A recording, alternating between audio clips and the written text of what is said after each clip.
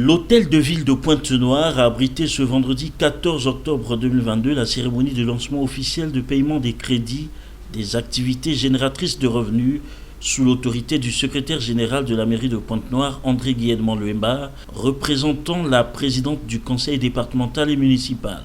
Ce paiement de crédit aux familles résidentielles des quartiers Cam4 et Mbota, conformément au programme participatif d'amélioration des bidonvilles ONU Habitat, intervient dans le cadre du mécanisme des fonds gérés par les communautés au profit des organisations communautaires de base et organisations de la société civile dans la ville de Pointe-Noire. Sylvain Remo-Bemba sur le processus FAD-ADR.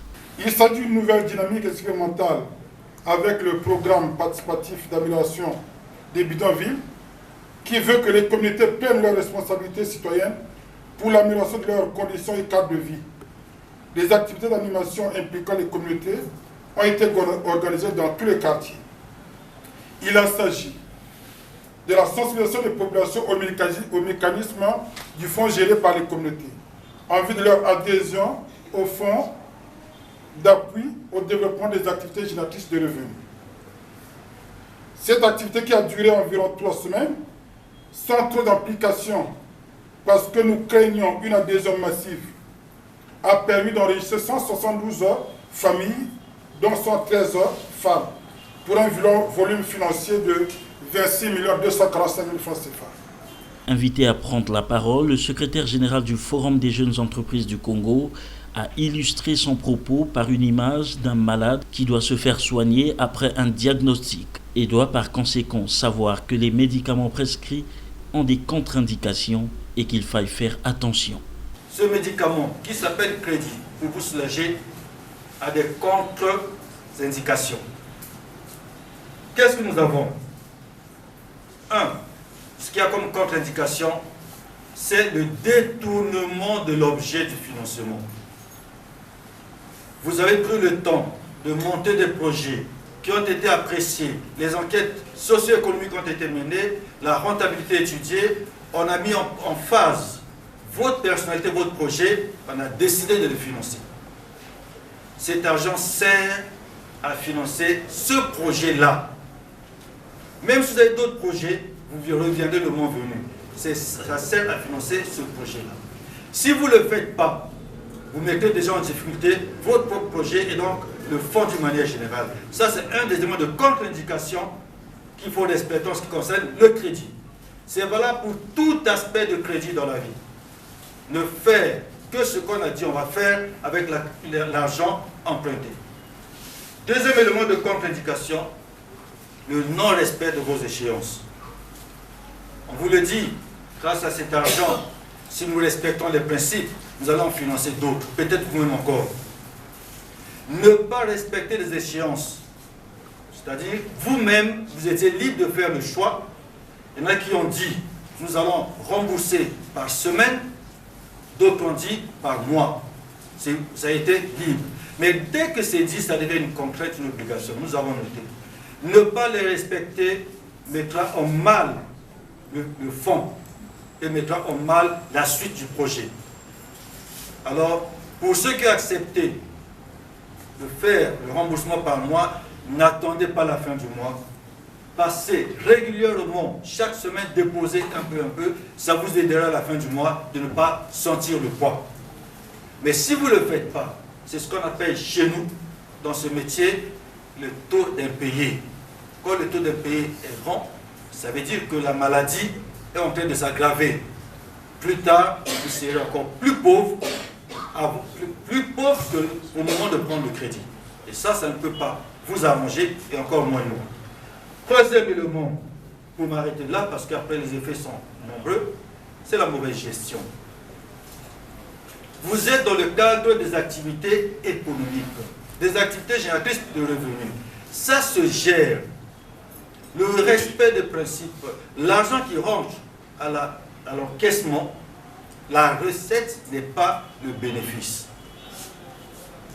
Vous encaissez d'abord, vous enlevez ce qui revient à l'entreprise pour renouveler vos stocks et après vous verrez ce qui vous reste. Pour le coordonnateur technique du programme participatif d'amélioration des bidonvilles, PPAB, qui est l'organe de coordination technique d'exécution pour le compte de la mairie de Pointe-Noire et du gouvernement, la mise en œuvre de ce mécanisme des fonds gérés par la communauté vise à donner aux communautés organisées les moyens de mise en œuvre des projets au niveau de leur quartier et soutient les initiatives et micro-projets communautaires susceptibles de contribuer à l'amélioration des conditions de vie des communautés et au renforcement des moyens de subsistance durable des populations résidentes dans les quartiers CAM4 et Mbota. Dans le cadre donc du PPAB, les fonds gérés par la communauté sont une approche centrée sur la communauté qui vise à donner aux communautés organisées les moyens de conceptualiser, de planifier et de mettre en œuvre les projets au niveau de leur quartier. Ainsi, les projets mis en œuvre par le biais du fonds géré par la communauté se concentrent autour des principales privations des bidonvilles et l'amélioration des conditions de vie des populations de ces bidonvilles, bien sûr, notamment la gestion des déchets solides, l'amélioration de l'accès à l'eau potable, des logements abordables, tout en soutenant le développement économique local et les moyens de subsistance de ces populations. Le processus participatif pour l'adaptation du modèle fonds géré par la communauté à Pointe-Noire a également impliqué l'adaptation de l'outil pour les fonds gérés par la communauté en tenant compte des conditions et des contextes locaux existants, y compris l'identification et la prise en compte des services déjà fournis au niveau communautaire et l'analyse de la gestion des opérations et des activités des organisations communautaires de base. C'est ce qui a motivé d'ailleurs la décision de cibler les organisations communautaires de base, les OCB, pour le financement des fonds gérés par la communauté. Cette facilitation d'accès au financement promeut la participation citoyenne dans le développement des micro-projets habilitant au PPAB, renforce la durabilité et réduit la pauvreté en vue d'accélérer les progrès vers l'atteinte des objectifs de développement durable.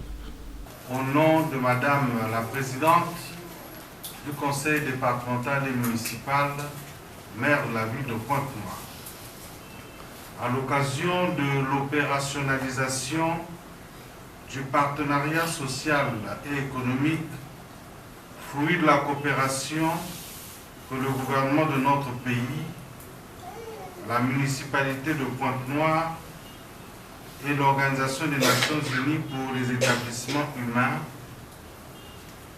ont signé pour la mise en œuvre du programme participatif d'amélioration des bidonvilles PPAB.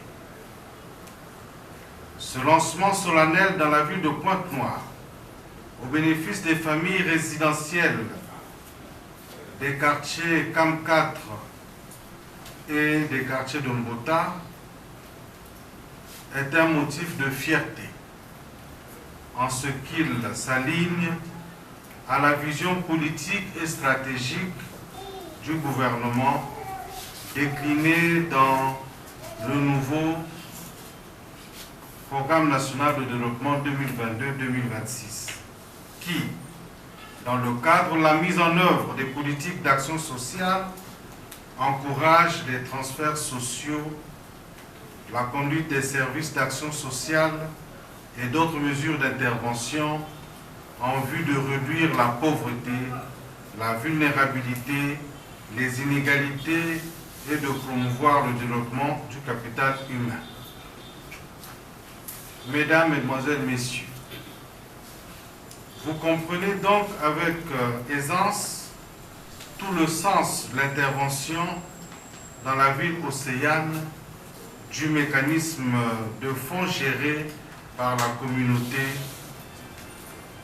FGC du PPAB pour soutenir les initiatives et micro-projets communautaires qui donnent aux communautés les moyens de participer efficacement à la mise en œuvre de l'amélioration des quartiers cibles, CAM4 et Mbota.